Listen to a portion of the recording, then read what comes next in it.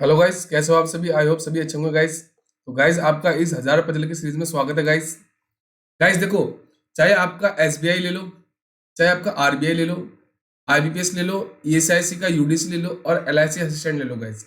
Guys, इस 1000 puzzle की series में अगर आप बिगिनर्स हो तो मैं आपको बता दूं, इस 1000 पजल की सीरीज में मैंने टारगेट किया है आपका जो रीजनिंग है ना, उसमें 70 to 80% सिलेबस क्या आता है आपका, ये आता है आपका पजल और सिटिंग अरेंजमेंट गाइस। गाइस, अगर आपने इन सभी के प्रकार के सारे पजल, चाहे प्री लेवल के हो चाहे मेंस लेवल को, अगर आपने कर लिए तो मैं गारंटी देता हूं आपके रीजनिंग में full out of full score होगा गाइस। ठीक है, तो हमारी ये कौन सी क्लास है? हमारी ये 18th क्लास है आज गाइस। इससे पहले अगर क्लासेस नहीं देखी तो आप जरूर देखना, वहां से अप्रोच सीखना कैसे पजल्स को सॉल्व किया जाता है।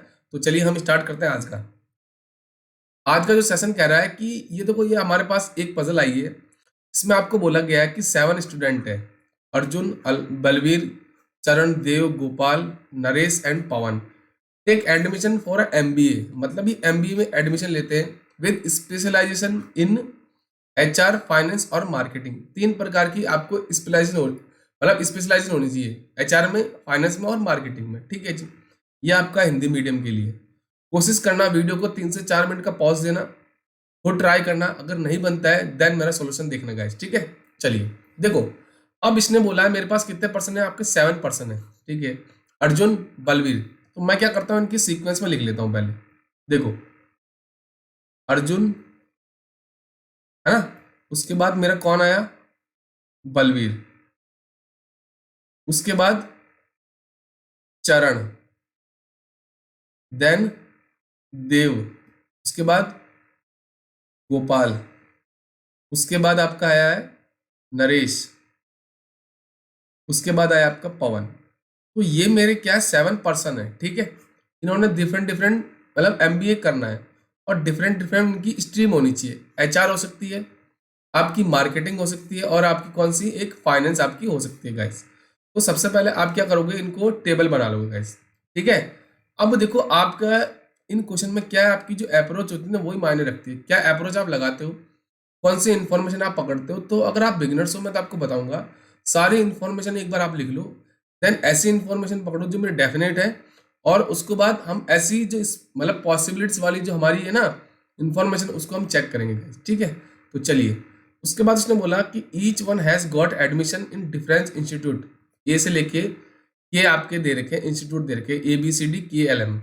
अब जरूर नहीं है कि ये सभी एक ही ऑर्डर में हो। ठीक है जी, उसके बाद उसने बोला at least two have appointed two for each specialisation. मतलब आपकी कम से कम 2 होनी चाहिए स्ट्रीम, मतलब एचआर की 2 3 हो सकती है, 4 भी हो सकती है, पॉसिबल है।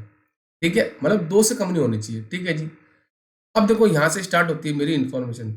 Balvir has appointed for marketing, मतलब वो मार्केटिंग लेता है but not in institute B और L। ठीक है जी, अब मेरी क्या डेफिनेट इंफॉर्मेशन है, मतलब बलवीर क्या चूज करता है, आपकी मार्केटिंग, आपकी स्ट्रीम चूज करता है। तो मैं यहाँ पे लिख दूं कि बलवीर के पास कौन सी होगी मार्केटिंग, और मार्केटिंग की आपकी स्ट्रीम होगी, मतलब वो मार्केटिंग में अपनी पढ़ाई करेगा एमबीए की। ठीक है जी, बट उसके साथ कौन सा कोचिंग सेंटर नहीं आएगा, एक तो बीएई नहीं आएगा, ना ही मेरा एल आएगा इंस्टीट्यूट।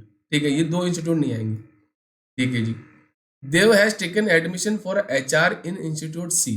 ठीक है, जो देव है ना आपका, वो किस में एडमिशन लेता है, वो लेता है आपका एचआर में।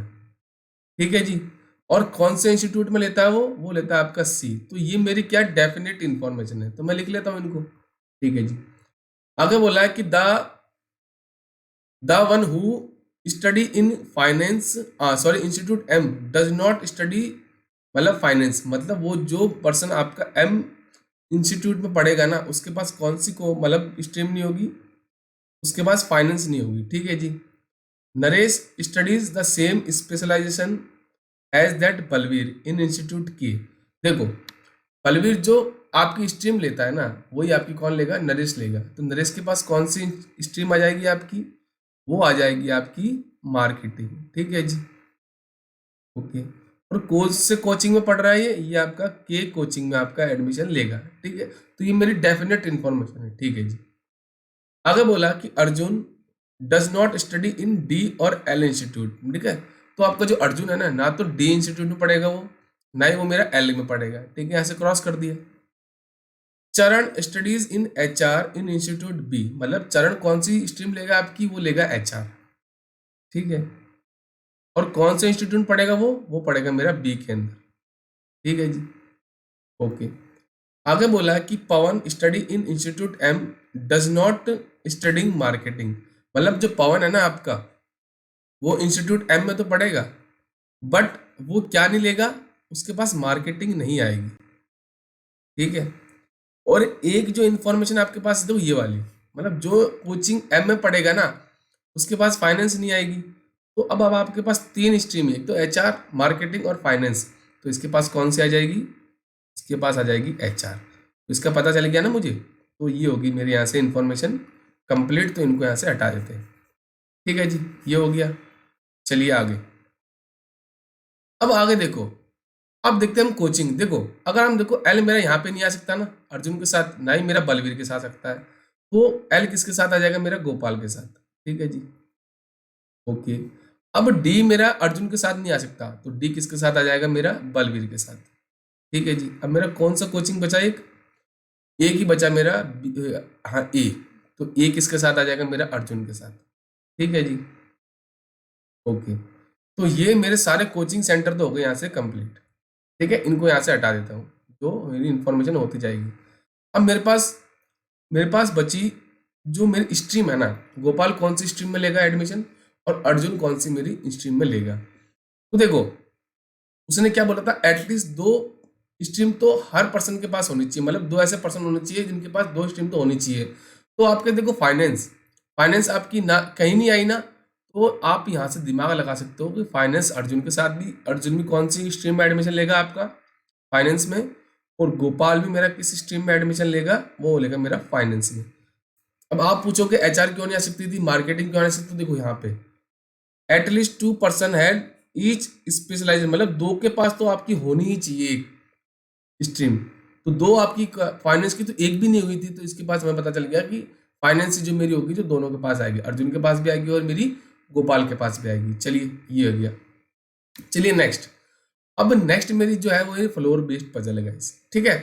गाइस डेली आपको ये रात को 9 बजे क्लास मिलती है गाइस, ठीक है।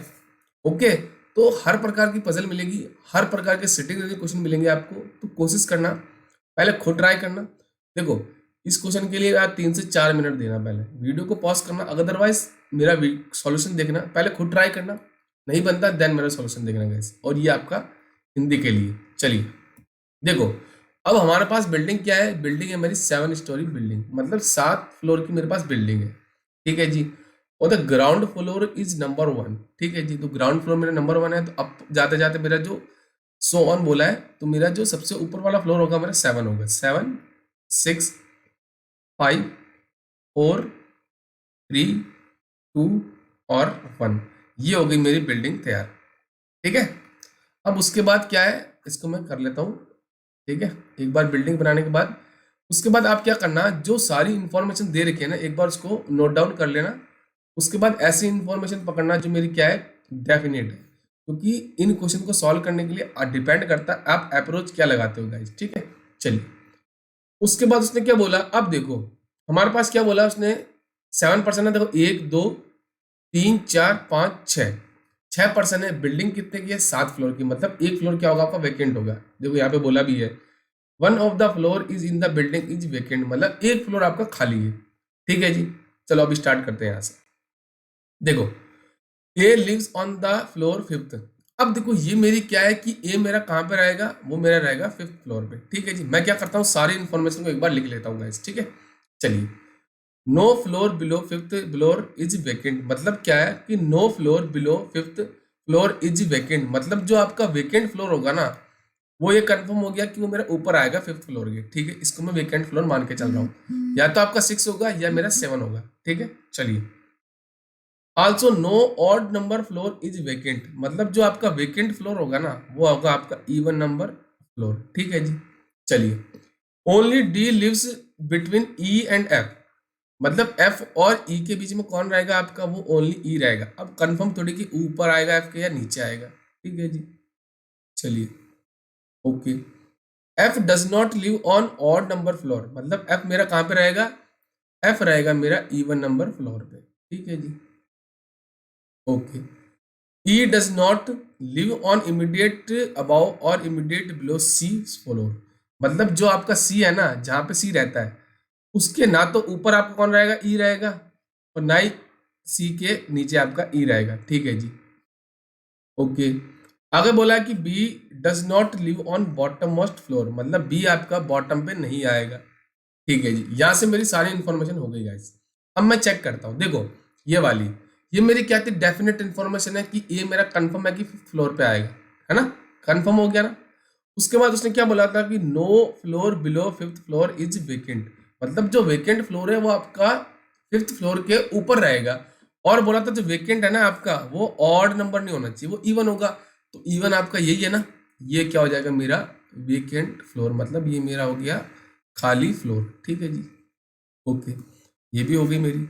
चलिए अब उसके बाद देखो एफ और डी के, एफ जो है ना वो ई और एफ के बीच में रहेगा, और एफ मेरा क्या आएगा आपका इवन नंबर फ्लोर पे आएगा। अब देखो एफ मेरा यहां भी हो सकता है, एफ मेरा सेकंड फ्लोर भी हो सकता है गाइस, ठीक है। तो मैं क्या करता हूँ, चेक करता हूँ। अब देखो चलिए, मैं क्या करता हूँ, सबसे पहले एफ को यहाँ पे लेता हूँ, है ना, इसके लिए मैं कलर चेंज करता हूँ आपका, ठीक है। एक बार मैं क्या करता हूँ, जो हो गई इन्फॉर्मेशन उसको हटा देता हूँ, ये हो गई ना, इसको हटा देते हैं। चलिए देखो एफ को मैं क्या करता हूँ, एक बार फोर्थ फ्लोर पे रहता हूँ, ठीक है, एफ मेरा फोर्थ पे आ गया, एफ और ई मेरा यहाँ पे आ गया, है ना, और डी मेरा क्या हो जाएगा, ये हो जाएगा, ठीक है जी। अब बी मेरा फर्स्ट फ्लोर पे नहीं आ सकता, मतलब बॉटम पे नहीं आ सकता, तो बी की जगह बच गई ये वाली, और ये मेरा क्या हो जाएगा, सी हो जाएगा। अब देखो सी आ गया यहाँ पे और ये मेरा बी आ गया, बट उसने एक इंफॉर्मेशन बोली थी ये वाली कि सी के ना तो ऊपर आपका ई आएगा ना मेरा ई नीचे आएगा, तो यहाँ पे क्या आ रहा, सी के ऊपर आ रहा है ना इमीडिएट अबाव, तो ये क्या हो जाएगा, मेरा केस क्या हो जाएगा, यहाँ से कैंसिल हो जाएगा, ठीक है। कौन सा, एफ की जो जगह रखी थी ना फोर्थ फ्लोर पे, वो हो जाएगी यहाँ से कैंसिल, तो इसको यहाँ से हटा देते हैं, ठीक है। चलिए तो जो मेरा एफ हो ना वो आ जाएगा मेरे सेकंड फ्लोर पे, ठीक है जी, और डी क्या हो जाएगा मेरा थर्ड फ्लोर पे, और ई आ जाएगा मेरा फोर्थ फ्लोर पे, ठीक है जी। और बी मेरा बॉटम पे नहीं आ सकता, तो बी मेरा क्या हो जाएगा, टॉप मोस्ट फ्लोर पे हो जाएगा, और सी क्या आ जाएगा मेरा फर्स्ट फ्लोर पे आ जाएगा। तो यहाँ से क्या हो जाएगा, मेरा ये जो फ्लोर बेस पजल क्या हो गया, एकदम कंप्लीट हो गया गाइस। गाइस देखो सिंगल वेरिएबल और डबल वेरिएबल आपको नंबर ऑफ जो पॉसिबिलिटीज है ना वो एक या दो मिलेगी, वो आपको प्री लेवल में मिलेगा, बट नंबर ऑफ पॉसिबिलिटीज क्या होगी, ज्यादा होगी, और 2 से 3 वेरिएबल आपको मेंस लेवल में देखने को मिलेंगे। तो अभी मैं कोशिश करूंगा 1 महीने प्री लेवल के क्वेश्चंस लेके चलूंगा, उसके बाद मैं मेंस लेके क्वेश्चन चलूंगा, क्योंकि जो हमारा अभी जो एग्जाम है ना 15 मार्च को, वो है ESIC UDC का पेपर है गाइस, ठीक है, ओके। चलिए अगर आपको ESIC UDC के मॉक लेवल के पेपर देने हैं, तो मैं डेली डेली अभी मेरी कोशिश कर रहा हूँ मैं डेली, बट अभी मैंने 2 मॉक करवा दिए, रात दोपहर सॉरी सुबह के 11 बजे मैं क्लास लेता हूँ, उसमें मैंने UDC के पेपर करवाए, 2 मॉक प्रीवियस के पेपर। अब मैं आने वाले क्लासेस में जो हमारे इंपॉर्टेंट क्वेश्चंस है ना, जो पजल्स है, इनइक्वालिटी है, स्लॉग के क्वेश्चन है, कोडिंग डिकोडिंग, सभी का जो नंबर ऑफ क्वेश्चन आते हैं, इसमें 25 क्वेश्चन आते हैं UDC में, ठीक है।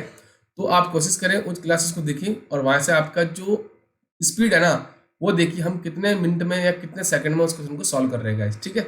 चलिए सॉरी, अब देखो ये हमारा एक अनसर्टेन नंबर ऑफ थर्ड, जो आज का क्वेश्चन है ना, थर्ड क्वेश्चन ये आया आपका, ये आपके पास अनसर्टेन नंबर ऑफ पर्सन है सिटिंग इन अ लीनियर रो और फेसिंग नॉर्थ, ठीक है।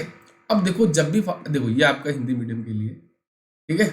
चलिए देखो अब हमारे पास क्या है, अनसर्टेन नंबर ऑफ पर्सन है सिटिंग इन अ लीनियर रो। अब देखो इसमें क्या है आपकी, अब लीनियर में इन्होंने ये कंफर्म नहीं किया कि मेरे पर्सन कितने हैं, कितने भी हो सकते हैं मेरे पर्सन, ठीक है।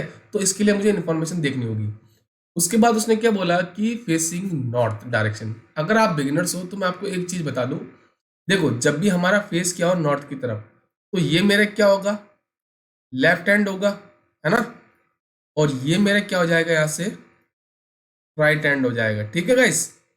बट अगर मैं बात करूं मेरा साउथ फेस हो, जब भी मेरा फेस क्या हो साउथ हो, तो ये मेरा क्या हो जाएगा, राइट हैंड हो जाएगा, और ये मेरा क्या हो जाएगा यहाँ से, लेफ्ट हैंड हो जाएगा गाइस। तो ये बेसिक अप्रोच होनी चाहिए आपको, ये बेसिक कंसेप्ट है इन क्वेश्चन को सॉल्व करने का गाइस, ठीक है। चलिए अब मेरे पास क्या बोला इसने, uncertain number of person sitting in a linear row facing north direction. अब देखो यहां से इंफॉर्मेशन स्टार्ट होती है, N sit fifth left of W. Okay जी, मतलब डब्ल्यू के, देखो यहाँ पे लिख देते हैं हम, डब्ल्यू के फिफ्थ लेफ्ट में 1 2 3 4 5 में जगह कौन बैठा है आपका, एन बैठा है। कौन बैठा है आपका, एन बैठा है, ठीक है जी। ओके, उसके बाद बोला कि O sit fifth from extreme end of the row, मतलब किसी रो की एंड में आपका बैठा है फिफ्थ, ठीक है। और क्या बोला है, and sit second to the right of W, मतलब डब्ल्यू के सेकंड राइट में कौन बैठा है आपका, ओ बैठा है। तो यहां से मैं क्या कर सकता हूँ, चेक कर सकता हूँ गाइस, ठीक है। चलिए देखो, उसने क्या बोला था कि N sit fifth left of W, W के फिफ्थ लेफ्ट में, देखो यहाँ पे लिखता हूँ मैं, डब्ल्यू 1 2 3 4 5वीं जगह कौन बैठा है आपका यहाँ पे, ये बैठा है मेरा एन, ठीक है। चलिए ये मेरा क्या हो जाएगा, डब्ल्यू, है ना, और ये हो गया मेरा एन हो गया, ये मेरी इंफॉर्मेशन दी है। आगे बोला कि O sit fifth from end of the extreme end of the row, मतलब किसी रो, या तो लेफ्ट हैंड से भी ओ क्या होगा, 5वीं जगह हो सकता है, मेरा राइट हैंड से भी क्या हो सकता है, 5वीं जगह हो सकता है। बट आगे उसने क्या बोला, and sit second to the right of W, W के सेकंड राइट में एक छोड़ के आपका दूसरी जगह कौन बैठेगा आपका, इस जगह पे ओ बैठेगा, ठीक है जी। अब देखो ये आपका लेफ्ट हैंड से हो सकता है कि 5वीं जगह, 1 2 3 4 5 नहीं हो सकता ना, तो मुझे पता चल गया ये राइट हैंड से इसका 5वीं जगह होगी, ठीक है। तो इसके आगे कितने हो जाएंगे पर्सन, 1 2 3 4। तो देखो अगर मैं एंड ये लूं तो 1 2 3 4 5, 5वीं जगह हो गई ना, तो ये हो जाएगा मेरा राइट हैंड, ठीक है। तो इसलिए बोलता हूं आप ऐसी इंफॉर्मेशन पकड़ो जो हमारी डेफिनेट हो, उससे हमारे जो बाकी जो क्वेश्चंस है ना, बाकी जो इंफॉर्मेशन है वो मेरी रिलेट हो जाएगा, ठीक है।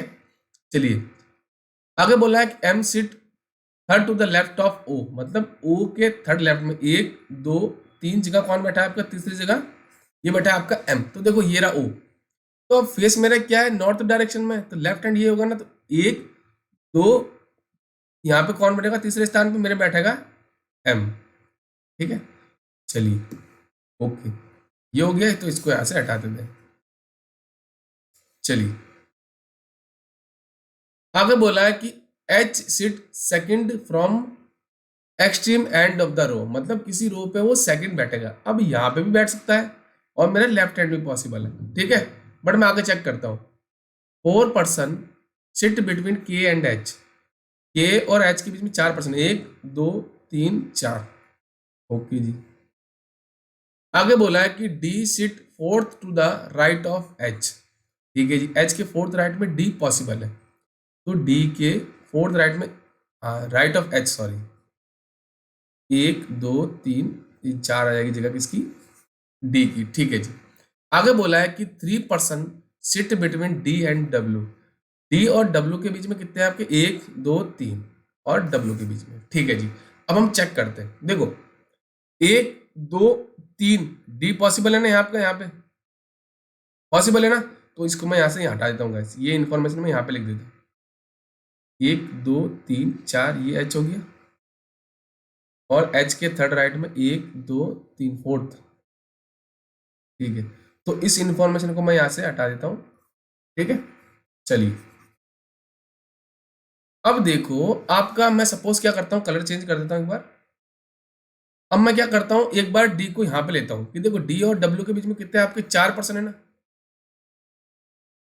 कितने आपके 4 है। तो देखो 1 2 3, तो एक बार मैं डी को यहाँ पे ले रहा हूँ, ठीक है, ओके जी।